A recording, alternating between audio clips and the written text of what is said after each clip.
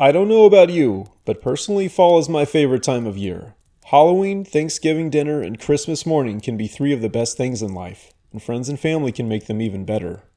But visiting strangers' houses while trick-or-treating or going to parties on Halloween night leaves the door open for potentially terrifying encounters.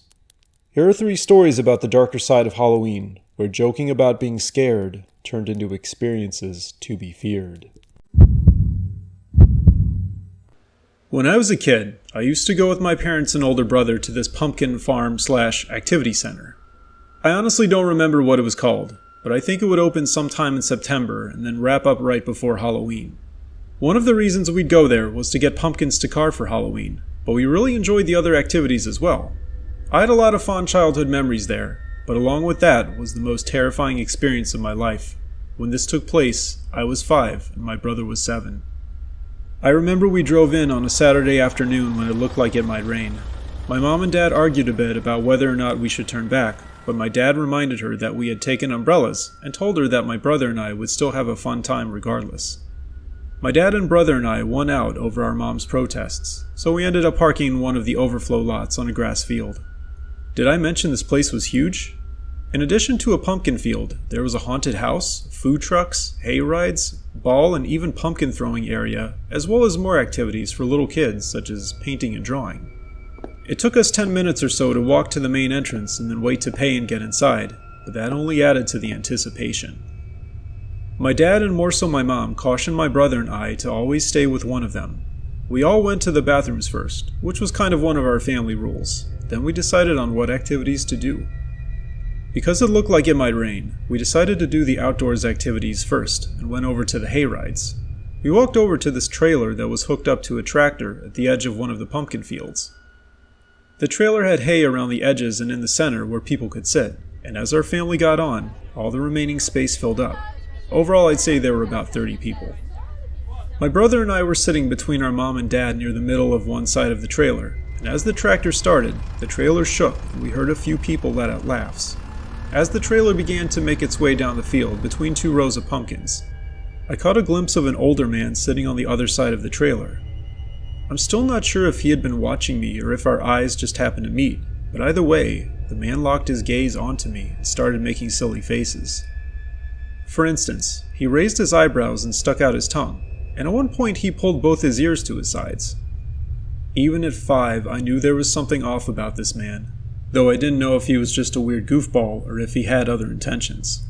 The man looked to be in his 50s and was wearing an old leather jacket and blue jeans. He had black hair on a balding head, and though he didn't look overweight, his face seemed very round. Ultimately, I laughed once or twice at the man's antics, and either my brother and parents didn't pick up on the fact I was laughing, or just thought I was enjoying the hayride. The ride lasted about 15 minutes, and then the tractor pulled back to where it had been originally. My brother and parents and I waited for our turn to walk down the plastic steps placed at the back of the trailer, and when we got off, we decided to head to the food trucks.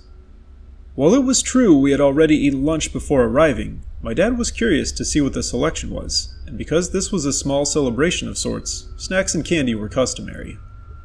I didn't see the man as we walked over, and I forgot about him momentarily. However, while we were waiting in line for one of the food trucks, I turned my head to the side and saw him. He didn't appear to be in line though. Instead, he was just standing 5 or so feet away from us, just looking at me. The man wasn't making silly faces this time, and so I wasn't laughing, but my dad did notice him. Immediately upon my dad turning around, the man turned around also and walked away. My dad asked me who he was, and I shrugged my shoulders. He made a little announcement to me, my brother, and mom to stay away from that guy if we saw him again. That freaked my mom out a little bit, while my brother didn't seem to care. I figured the man was weird, but I wasn't super creeped out by him yet, although in hindsight I probably should have been. Eventually we got to the front of the line and ordered, and after getting our food, which consisted mostly of hot dogs and a few other snacks, we took a seat at one of the nearby picnic tables. While eating, we planned out what we wanted to do next. It still looked like it was going to rain, and because my brother and I really wanted to do the pumpkin throwing and it was another outdoor activity, we decided to go there after we finished our food. The attraction consisted of a table with small and damaged pumpkins on it, and 2 targets about 20 feet away, like I guess you'd see in gun ranges. It cost $5 to throw 5 pumpkins, and since you had to pay, it wasn't too crowded. Both me and my brother, as well as our dad, each threw 5 pumpkins, and though my brother and I weren't able to hit the target, our dad did manage to hit it a few times. Our mom just stood by and watched us while we threw the pumpkins. Right as we were throwing our last pumpkins, I turned around and saw that man again. He was about 10 feet behind us, but I don't think he was waiting in line then either. He was also looking right at me. None of my family members saw him, as they were looking towards the targets, and the man started making a "come here" gesture with his hands. Now I was genuinely creeped out. For some reason I didn't want to tell my parents or brother, maybe because I'd be a bit embarrassed, so I just turned around and looked the other way. When we were all done with the pumpkin throwing, our mom suggested we do the painting and arts and crafts area. However, neither me nor my brother really wanted to do that, so we opted for the haunted house instead.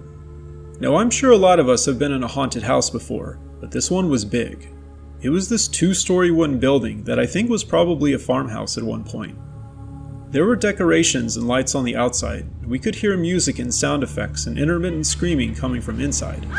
Haunted houses weren't really our mom's thing, but my brother and dad and I were completely stoked. There was a bit of a line, but as we waited, I saw the man again. This time he was waiting in line, and he was only like 4 people behind us, and after I saw him, he quickly made eye contact. I still didn't want to alert my other family members, which in hindsight was a poor decision. The man started making silly faces at me again, but I was tired of him following us and wanted to put him completely out of my mind. So I turned around again and continued participating in our discussion. Right before the person at the door let our family through, I turned back to check and was relieved to see the man was no longer in line. I guessed that he finally got the message that I didn't want to joke with him, or else he just got tired of waiting. Anyway, we walked inside and the door closed behind us, and immediately a light turned on this animatronic vampire, who welcomed but also taunted us, and creepy music started playing. My brother and I started screaming, and our dad did as well, though not because he was scared. He just liked to have a good time and ham things up. We started off in a kind of foyer area, and the tour continued through a hallway with various setups on either side, some of which consisted of a light suddenly shining on a scary figure, like a mummy or werewolf. There were also things like cobwebs and pumpkins in the corners of the hallway, and dim red lights and speakers playing creepy music. Eventually we had to walk up this flight of stairs, and my brother started running up first. My mom ran after him, and our dad followed close behind. Therefore, I was bringing up the rear. I remember this next part vividly, mostly because it was terrifying, but also because of all the creepy sights and sounds and loud music. I'd only gone up 2 steps when I felt a hand reach out and grab my arm from behind. My head swung around, but before I could say anything, a hand muffled my mouth. I tried to scream, but with the music blaring it didn't do any good. The man reached around and grabbed my waist and literally started dragging me away from the staircase and towards the emergency exit nearby. My life was flashing before my eyes as I continued to try in vain to kick, hit, and scream. I was praying that my parents and brother would quickly notice I was gone, but they didn't. We reached the exit door and the man had opened it about halfway when I heard another man yell from somewhere further inside the hallway. The man holding me and I both turned around to see this huge bodybuilder dude rushing towards us. The guy still didn't let go and tried dragging me the rest of the way out of the door, but it was no good. Less than a second, the bodybuilder had caught up with us and landed one clean punch on the man's face. The guy then let go of me immediately. I think he was actually knocked out. The commotion also drew the attention of several people standing nearby. The bodybuilder bent down and put his hand on my shoulder and asked if I was alright. 30 seconds later, my parents came rushing out the emergency exit door, and my brother was close behind them.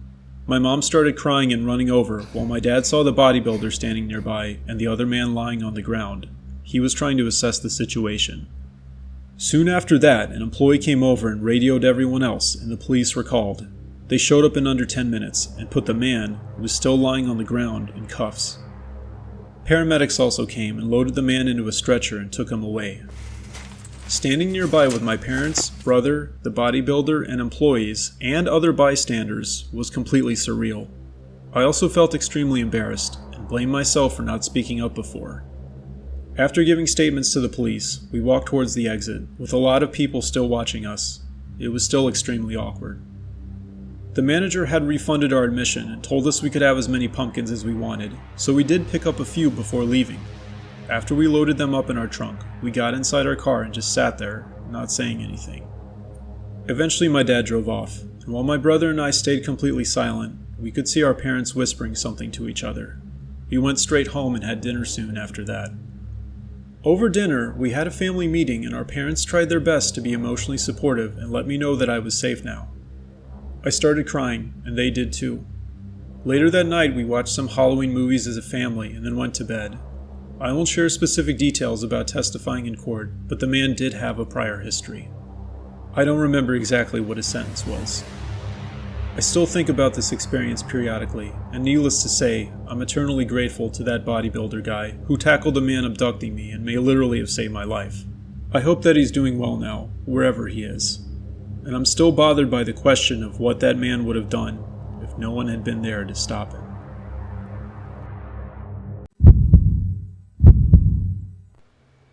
I had my first girlfriend Kylie in 8th grade, or maybe I shouldn't even call her that. It was basically just our friends getting together and talking about how it might be cute if we went out. Looking back, I probably wouldn't even call us boyfriend and girlfriend. We only went out on a few dates, and once I got over the excitement of the situation and the exhilaration of having my first kiss, I realized I didn't especially like being around her.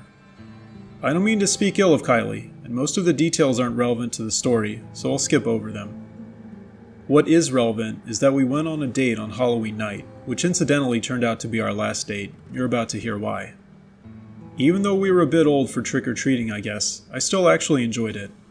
However, as a teenage boy, my hormones controlled my body, and just the thought of being alone with Kylie was all the motivation I needed to pick another activity.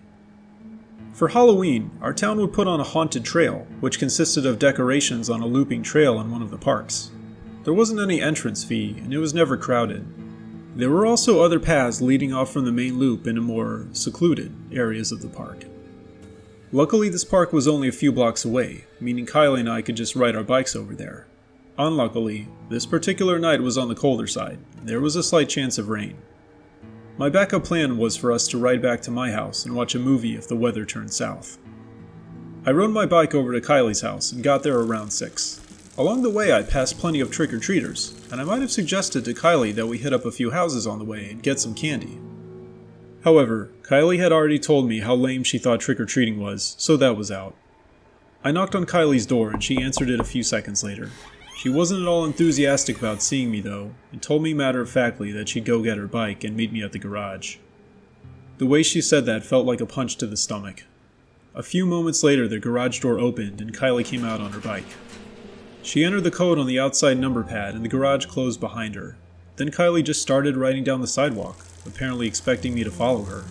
That started to make me upset, but I followed her anyway. We didn't say anything to each other on the way over there, not that we could have, since she kept riding in front of me. Finally we got to the entrance of the park, and a moment later we came to the start of the trail. It had this display with a Grim Reaper and a scarecrow holding a sign over the trail saying, "Enter here for an adventure to die for." As we moved closer, each of them lit up and moved one of their arms. Maybe I'm just a nerd, but I thought it was cool and really well done. Kylie didn't seem to care though. While it's true we could have just ridden our bikes through there, I imagined we'd walk to make it more romantic, so I asked Kylie if she wanted to leave our bikes near the entrance. There wasn't a bike rack and we didn't bring locks, but I thought that if we put them a short distance into the nearby forest, there would be no chance anyone could find them. Kylie took her helmet off and I did the same, and we walked about 15 feet into the forest and then put our bikes behind this big tree. We kept our coats on and took the umbrella and walked back over. I put my arm around Kylie's waist and she seemed totally indifferent, and we just started walking down the trail. It wasn't super long, maybe only half a mile, and the decorations were placed every 50 feet or so. Most of them weren't that elaborate and mainly consisted of an inflatable Halloween character and small pumpkins, which I assumed the town just bought from a store. Each display also had a witty saying, like another Grim Reaper saying, "Trick or treat, or else we'll meet." Kylie didn't say anything, and honestly, being there with her was kind of a downer. I had been planning for us to sneak off onto one of the other trails and find a nearby bench to, but I wasn't sure I even wanted to do that now. It didn't seem like kissing Kylie made her uncomfortable before, but she just didn't seem to care. Finally, we reached the halfway point along the main loop, and I figured it was now or never. I leaned in for a kiss, and Kylie turned her face towards me. Looking back, I cringed at these experiences, but in the moment it was still exhilarating. Then I worked up the nerve to ask her if she wanted to find a bench and sit down on it, and in that same completely indifferent manner, she didn't say anything but just started to walk forward. As I planned, we took one of the trails off the loop and walked towards a bench about 50 feet away. But this is exactly where the outing turned from cringe to terrifying. Right before we sat down, Kylie turned her head back in the direction we came and asked in a somewhat urgent tone who that was. Incidentally, it was the most emotion I'd seen Kylie show up to that point. I turned too and saw what she was looking at. There was a man standing at the entrance to this little trail. I squinted my eyes and saw that he was wearing a hockey mask, so I assumed he was supposed to be Jason from Friday the 13th. The man was also dressed in a black hoodie and sweatpants, and while I didn't remember if Jason had worn that exact outfit in the movies, I guess it made sense since it was kind of cold out. However, the man was just standing there with his arms at his sides, which was extremely creepy. At first I thought he might be some kind of actor the town paid to walk around the trail on Halloween, but that seemed like overkill, and I don't think our town had ever done that before. So I assumed he was just there to try to scare people, maybe because he thought it was funny, or maybe he was filming a prank video. But I didn't see anyone else with him though. I contemplated my options, which weren't the best, since this man was blocking our way back and I didn't know where else this trail went. Maybe to not show fear in front of Kylie, I actually waved to the man and said, "Hey." He didn't move or say anything though.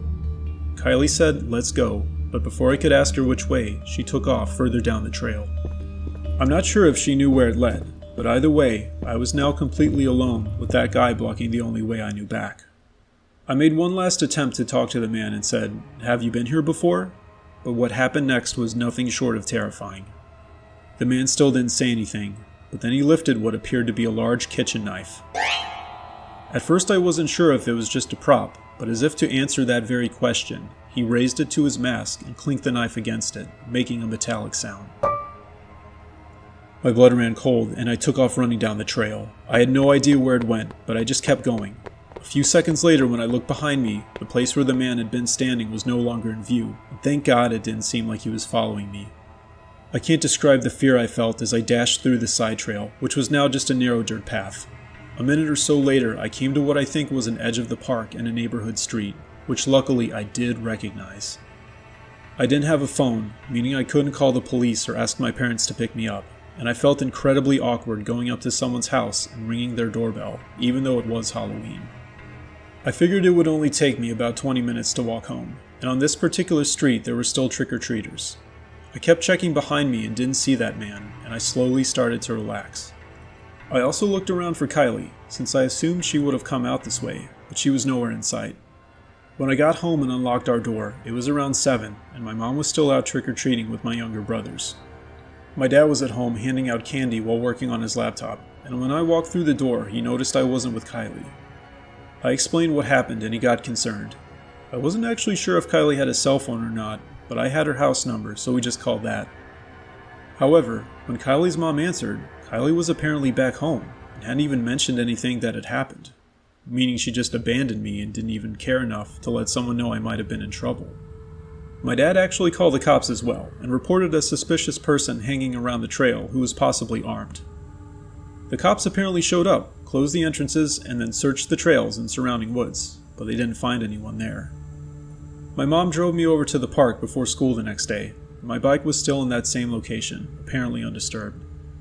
I did, however, notice that Kylie's bike was gone, so maybe she had just come back later that night to get it or had her parents pick it up. In any case, it was just another stab in my gut. By the time I saw Kylie at school that day, I was having to hold back my anger, and I actually walked up to her and asked her what happened. She nonchalantly explained that she had run into the woods and circled back to the entrance to the trail, where she got on her bike and rode away. I asked her why she didn't tell someone I was there, and she literally just shrugged her shoulders and said, "I don't know." No remorse or anything. It then occurred to me that maybe she had just wanted our relationship to end, if you could even call it that, and asked someone to put on the mask and get a knife and then follow us so they could scare me off. However, that seemed less likely, since I got the impression she was really indifferent to us going out, but the fear in her voice when that man showed up sounded genuine. In any case, I told her very matter-of-factly that we should be friends, even though I didn't even want to be friends, and she just walked off. I don't think I even talked to her for the rest of the school year, but that was fine with me. Luckily, the rest of my time in junior high and high school went well, and I had a lot more positive relationships. I still think back to that time in the park though, and can't help but wonder what that man was planning to do. Was he really just there to mess with people? And was that actually a real knife? And more disturbingly, if it was real and he did try to come after me, what would he have done to me?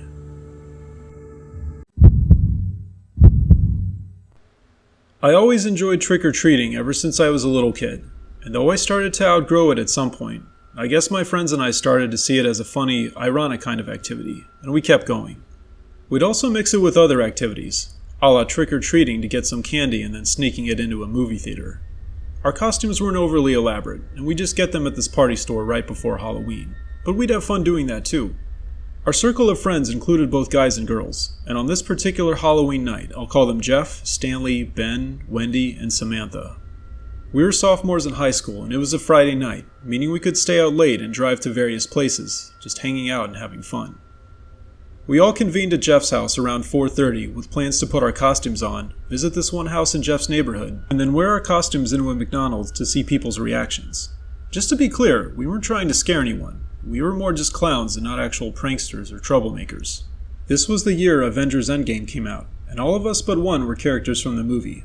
I think Sam picked some generic heroine costume, but it was close enough, I suppose. Before leaving, the topic of relationships came up, and as I didn't currently have a girlfriend, Stanley and the two girls started joking that I should go over to this one girl's house, who I'll call Nora. Now we went to a big high school. I think there were 300 people in our graduating class alone, and I'm pretty sure I'd only had one class with Nora, which had been honors English. Therefore, I knew next to nothing about her, but apparently she had developed a crush on me for some reason, at least according to Wendy and Sam. I tried pressing them for more details, but they wouldn't give them, and I suspected this was all a joke. I wouldn't have gone along with it either, but something about being around friends, trying to seem macho, and possibly even being able to score a date made it seem alright. Though he'd never been over to her house before, apparently Nora only lived like 2 blocks away from Jeff, and he told me her house was on the corner near the top of this little hill. I was reasonably sure I knew where this was, so I didn't ask for more directions. Now everyone was laughing, telling me they'd wait and pick me and Nora up to go to McDonald's. If you're wondering why my friends wouldn't just come with me, it was because there was one location, and one house in particular, that was famous in this neighborhood for giving extravagant prizes. And when I say prizes, I'm not just talking about candy. The people who lived there went all out, with these carnival-type games set up in their driveway and on their lawn. If you happen to win one, and they'd usually just let you keep playing until you won, you might even walk away with an Amazon gift card. Apparently they gave out a $100 gift card one time, and ever since then, their house became the go-to destination for trick-or-treaters in the surrounding area. As we stepped outside, Jeff's mom smiled and told us to have fun, and we each told her we would. My group of friends started walking off down the sidewalk to that one house, while I walked in the opposite direction to Nora's house. We laughed and yelled at each other as we went our separate ways, with Stanley and Sam making lots of ooh noises. As I laughed them off and got further away, I started to genuinely feel anxious. I'm not the most introverted guy, but walking up to some girl's house I didn't know, ringing their doorbell, and possibly coming face to face with their dad was actually pretty intimidating. Eventually I came up with the idea that I could wuss out and just ask for candy, and tell my friends Nora wasn't interested. Anyway, I got to the intersection where one of the roads started going up the hill, so I crossed to the other side of the street and made a left turn. As the house came into view, I noticed it was a bit sketchy. For context, Jeff's neighborhood was a bit nicer, and most of the houses had 2 stories and nice landscaping. This particular house had 2 stories as well, but most of the grass in the front yard was dead, and the mulched areas were overgrown with weeds. There was a broken car in the driveway with one of the wheels missing, propped up on cinder blocks. There also were no Halloween decorations, which made me even more nervous, since I couldn't play things off like I just wanted candy. My heart was pounding as I walked up onto the front porch, took off my mask, and rang the doorbell. I heard it ring from the inside, but I didn't hear anything else. I waited for like 30 seconds before deciding it was time to go, but then I heard what sounded like someone pushing a chair and getting up. There were footsteps to the door, and a moment later it slowly cracked open. On the other side was this guy who looked to be in his 60s, unshaven and wearing a white A-shirt and athletic shorts. "What do you want?" he said gruffly. I felt completely shut down, and was about to tell the man I had the wrong house, when he asked me again. It seemed he was quite annoyed I was on his porch. and I figured I should at least give him an answer.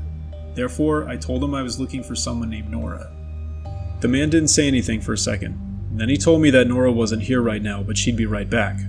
Well, I guessed I was at the right house.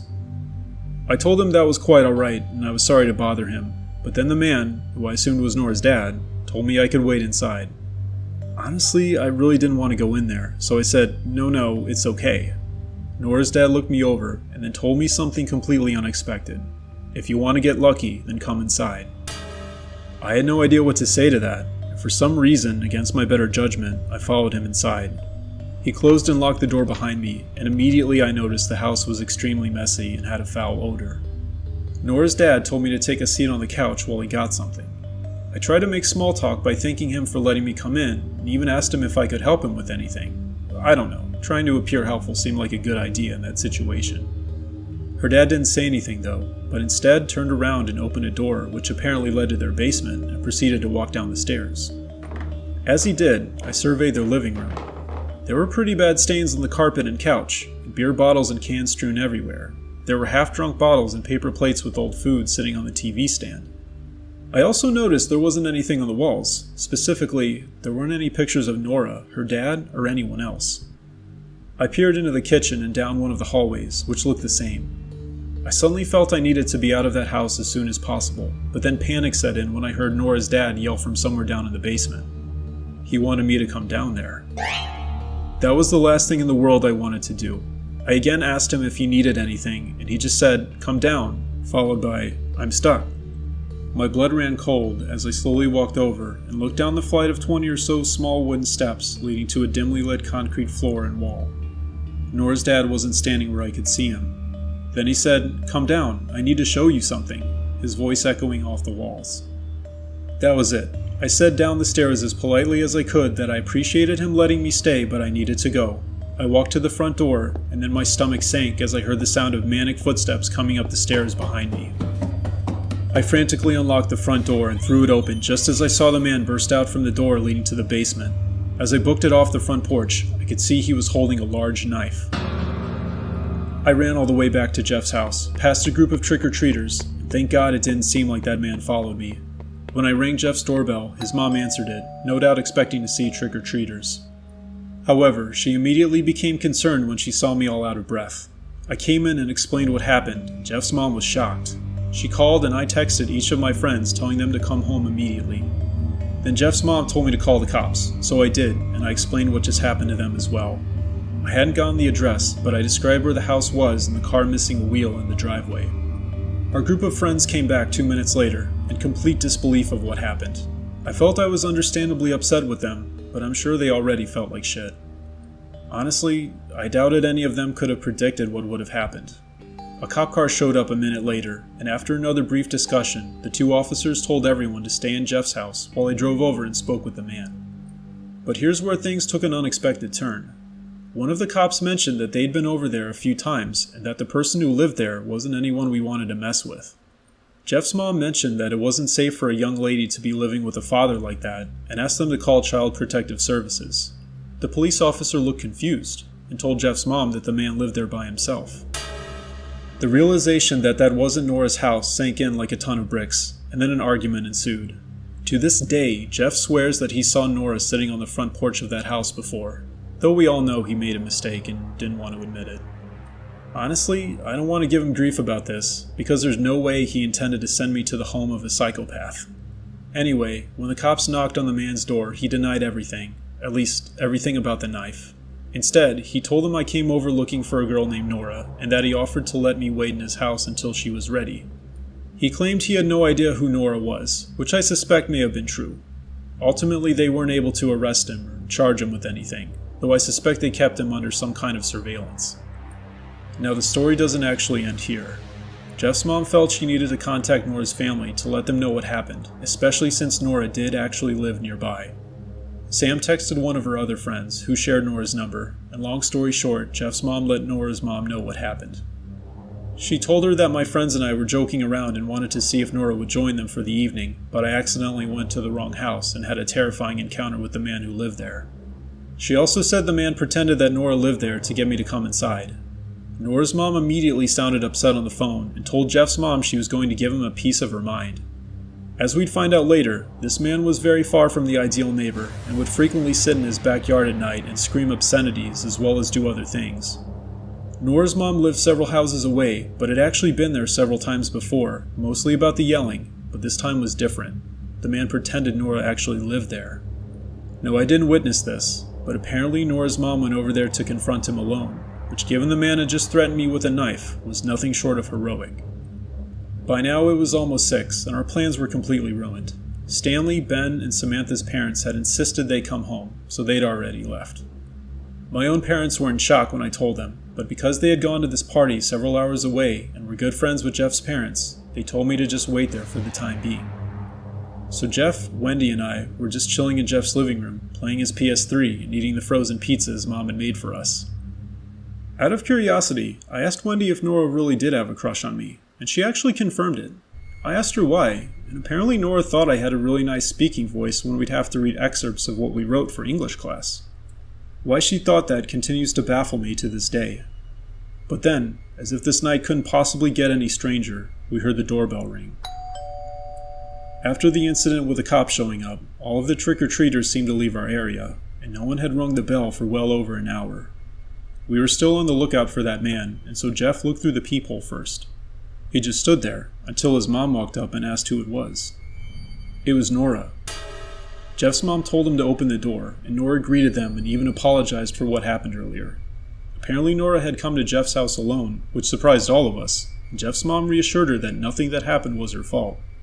She also told her that she was extremely sorry Nora and her family had been involved. Then Nora asked if she could come in, and Jeff's mom readily agreed. She saw where Wendy and I were sitting on Jeff's couch, and tentatively walked over to us. Both Wendy and I got up and greeted her as well.